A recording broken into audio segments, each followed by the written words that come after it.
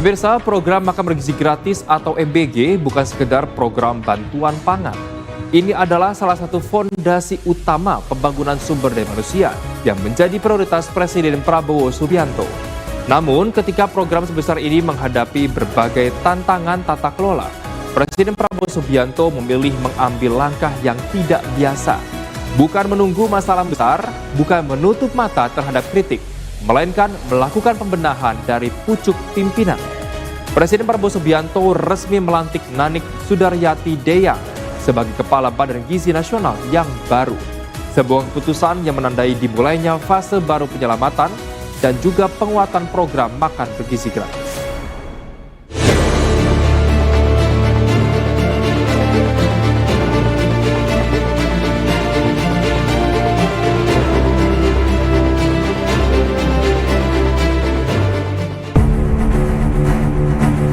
Di balik setiap piring makanan yang tersaji untuk anak-anak Indonesia, tersimpan sebuah misi besar negara. Misi untuk memastikan tidak ada lagi anak yang berangkat sekolah dalam keadaan lapar. Misi untuk melahirkan generasi yang sehat, cerdas, dan siap membawa Indonesia menuju masa depan. Program makan bergizi gratis atau MBG bukan sekedar program bantuan pangan. Ini adalah salah satu fondasi utama pembangunan sumber daya manusia yang menjadi prioritas Presiden Prabowo Subianto. Namun ketika program sebesar ini menghadapi berbagai tantangan tata kelola, Presiden Prabowo Subianto memilih mengambil langkah yang tidak biasa. Bukan menunggu masalah membesar, bukan menutup mata terhadap kritik, melainkan melakukan pembenahan dari pucuk pimpinan. Pergantian kepemimpinan ini bukan sekedar rotasi jabatan. Di balik putusan tersebut tersimpan pesan yang sangat jelas, program yang menyangkut masa depan jutaan anak Indonesia tidak boleh berjalan setengah hati. Setiap rupiah harus dipertanggungjawabkan. Setiap kebijakan harus menghasilkan manfaat nyata, dan setiap kelemahan harus segera diperbaiki. Badan Gizi Nasional memutuskan melakukan moratorium pembangunan dapur MBG baru. Keputusan ini diambil bukan untuk memperlambat program, melainkan memastikan program berkembang dengan fondasi yang kuat. Selama ini, ribuan dapur telah beroperasi, namun distribusinya dinilai belum merata.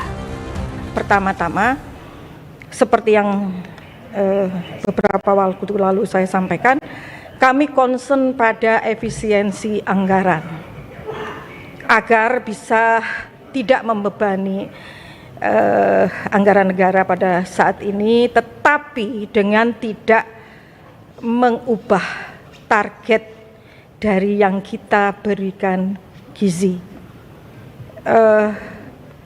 Efisiensi ini kami lakukan yang pertama melalui moratorium. Moratorium ini bukan titik baru, tetapi juga dapur-dapur baru.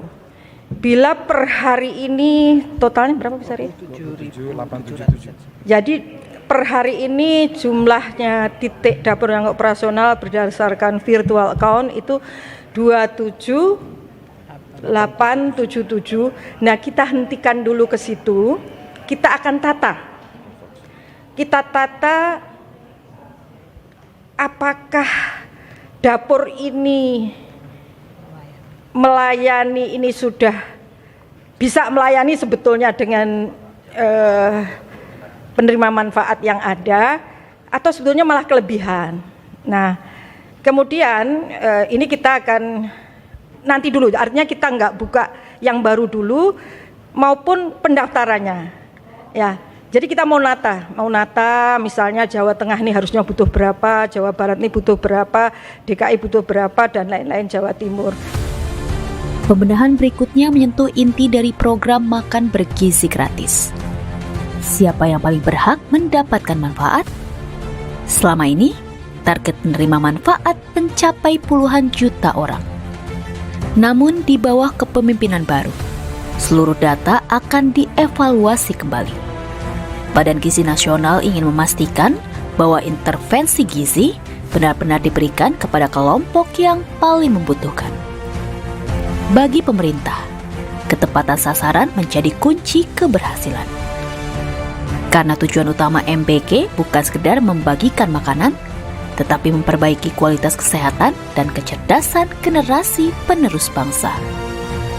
Kita lebih arahkan nanti benar-benar pada anak-anak atau penerima manfaat yang benar-benar membutuhkan intervensi gizi. Nah, ini kita akan refocusing sehingga apakah 63 juta yang sekarang ada ini benar tuh 63 juta ini butuh.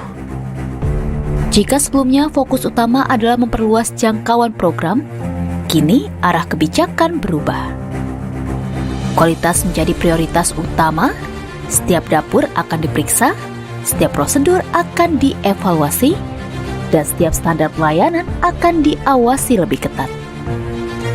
Bagi Presiden Prabowo Subianto, keberhasilan MBG tidak diukur dari banyaknya dapur yang dibangun, tetapi dari kualitas pelayanan yang diterima masyarakat. Karena satu kesalahan kecil dalam program sebesar ini dapat berdampak pada jutaan penerima manfaat. Pembenahan tata kelola menjadi syarat mutlak agar kepercayaan publik tetap terjaga. Perjalanan program makan bergizi gratis masih panjang. Tantangan masih besar, namun langkah pembenahan yang dilakukan hari ini menjadi fondasi penting bagi keberhasilan program di masa depan.